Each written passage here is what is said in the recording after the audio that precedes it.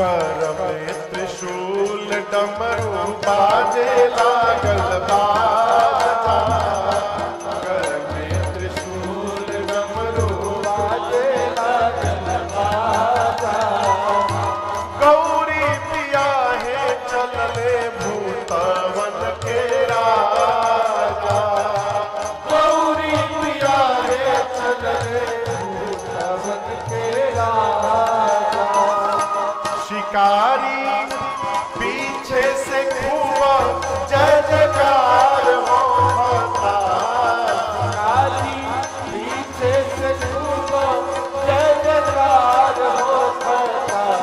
शिव दुल्हा सरकार के शिकार होता, शिव दुल्हा सरकार के शिकार होता।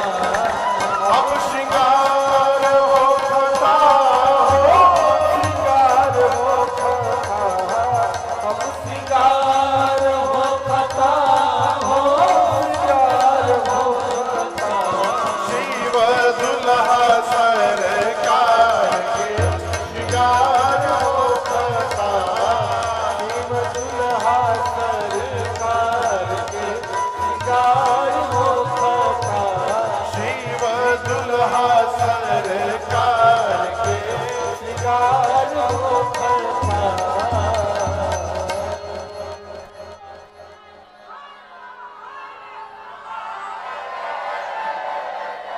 बैठिए बैठिए।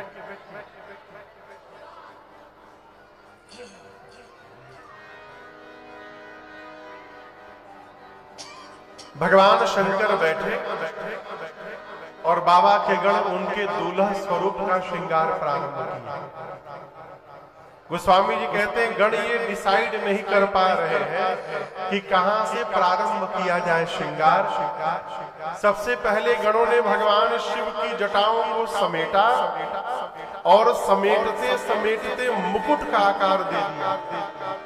जैसे मुकुट का आकार बना, एक गण ने कहा बस अब छूना नहीं है, टोपी की समस्या समाप्त, यही दूल्हे का टोपी रहेगा।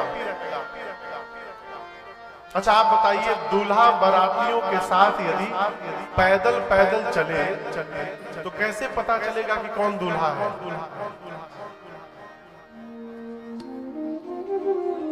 मऊर से, यहाँ झारखंड में क्या बोलते हो?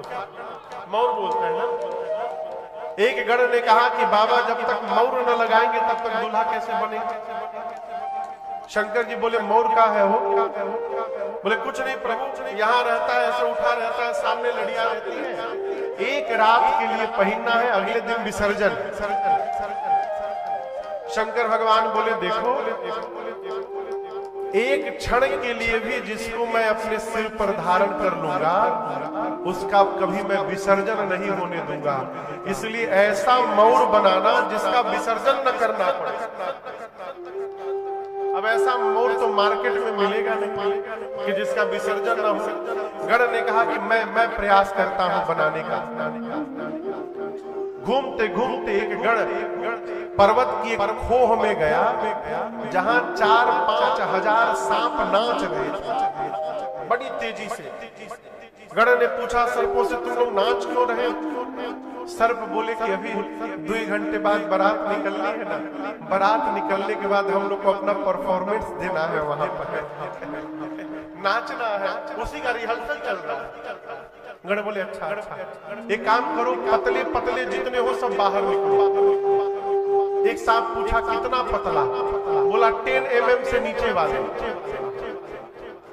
तो 400-500 सांप बाहर आए। उसमें से सुंदर सुंदर 40-50 सांपों को पकड़ा गण ने, सबको लेकर के सिर को एक साथ ऊपर करके बांधा सिर के पास और बताया जैसे मैं पहनाऊंगा अपना अपना फल फैला लेना। ले जाकर बाबा के जटाओं के मुकुट में ऊपर से पहनाया। सभी सर्पों का सिर जटाओं के ऊपर ऐसे हो गया और सबके पूंछ बाबा के चेहरे के आगे झूलने लगे। शंकर भगवान पूंछ हटाकर पूछे ये क्या है हो? गण बोले प्रभु आपका मऊर है, मऊर। ऐसा मऊर आज तक कोई दूल्हा नहीं पहना होगा। अब आभूषण से प्रारंभ हुआ। आभूषण समझते हैं ना? आभूषण मने गहना। गहना क्या आभूषण पहनाया? कुंडल कंकण पहिरे, कान में कुंडल, हाथ में कंकन भगवान शंकर को गणों ने पहनाया, परंतु सोने का नहीं, सांप का। और ये भी मत समझिएगा करिया करिया सांप लगा दिए, सांप गोल्डन कलर का सांप। और मैचिंग का पूरा ध्यान, ऐसा नहीं कि इधर गोल्डन लगा दिए इधर ग्रीन लगा दिए, नहीं। जैसा सांप दाहिने कान में वैसा बाएं कान में। दो जुड़वा भाई थे सांप में, करकोटक और कुल्की। उन सर्पों से भगवान शंकर का कुंडल बना कान का। कंबल और अश्वतर नाम के दो सर्प से हाथ का कंगन बना। शंख और पद्म नाम के दो सर्प से बाजूबंद बना। एक गण बासुकी नाम के सर्प है, उनको लेकर बाबा के सीने पे लपेटने लगा। शंकर जी पूछे यहाँ क्यों लगा रहे हो? गण बोले प्रभु आपका जनेऊ है, यज्ञोपवीत यही है आप। बासुकी सर्प का यज्ञोपवीत बना।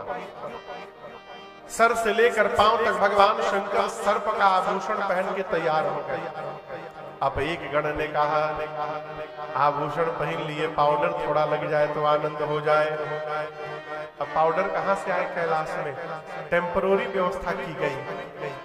तना विभूति पट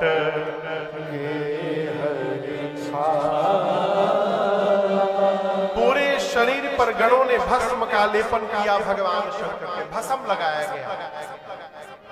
एक तो भगवान शंकर पहले से गोरे, ऊपर से भस्म लग गया। भगवान मालिक का कैसा स्वरूप बना होगा।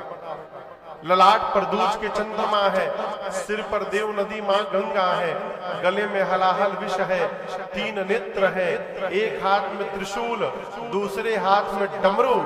एक गण ने कहा कि गला थोड़ा सूना लग रहा है। माला पहन लेते ना कोई माला। शंकर भगवान बोले पहनाओ माला। गण बोले प्रभु ये तो समस्या है, अभी तो पहना देंगे माला, लेकिन वहां जाते जाते माला मुरझा जाएगा। अब दूल्हा मुरझाया हुए फूल का माला पहने अच्छा लगेगा? आप लोग बताइए, अच्छा लगेगा? गण बोले इसीलिए पहना नहीं पा रहे। एक गण ने शंकर भगवान से कहा प्रभु यदि आप आज्ञा दे तो हम एक स्पेशल माला बनाना जानते हैं, और उसकी मेरी गारंटी है, लाइफ टाइम की गारंटी, मुरझाएगा ही नहीं। शंकर भगवान बोले वही माला बनाओ। गण दौड़ कर गया स्मशान, वहां से 30-40 नरमुंड खोपड़ी उठा के ले आया। खोपड़ी समझ रहे हैं ना? नरमुंड खोपड़ी उठा के लाया। एक पतले लंबे सांप में सभी मुंडों को डाला और सांप का सिर पूंछ बांध करके अब बाबा के गले में पहना दिया। गण बोला प्रभु एक बार आप इसका चेहरा देखिए, कितना सुंदर हंसता हुआ नूरानी चेहरा है, ये कभी मुरझाएगा नहीं प्रभु। जब देखा क्या बात है, दर्शन करिए, जब देखिए मुस्कुराता हुआ दिखाई पड़ेगा। खोपड़ी की माला पहन के बाबा तैयार। अब जैसे भगवान शंकर त्रिशूल डमरू लेके खड़े भय, बाबा बोले अद्भुत श्रृंगार हुआ है मेरा। गणों का चेहरा उतरा हुआ। शंकर भगवान बोले चेहरा क्यों उतरा है? अच्छा तो सजा हूं मैं। गणों ने कहा प्रभु आप कुछ पहने नहीं है ना। शंकर भगवान बोले कब पहनता हूं मैं तो ऐसे ही रहता हूं। गण बोले प्रभु हम लोग के सामने रहते कोई बात नहीं, यदि इस रूप में आप वहां चले जाएंगे बवाल हो जाएगा, बवाल, कुछ पहनना पड़ेगा आपको। बाबा बोले क्या पहनाओगे? अब कपड़ा तो ही नहीं। गणों के पास भी कपड़ा नहीं था, कहे जैसे बाबा रहते वैसे उनका गण भी रहते उसी तरह नंग धड़ंग। एक गण ने क्या किया, जिस बागंबर के ऊपर बाबा बैठे थे बागंबर लेके कमर में लपेट दिया।